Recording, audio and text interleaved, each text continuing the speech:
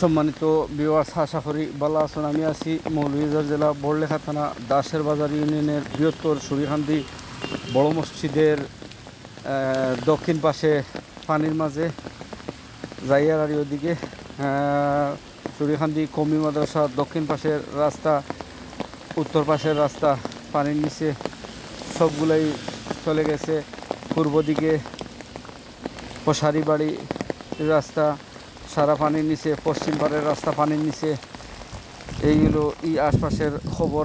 আপনারা যারা YouTube channel SR TV subscribe করবা, শেয়ার করবা। SR টিভির সঙ্গে তারপর পানির মাঝেও গাড়ি যার আর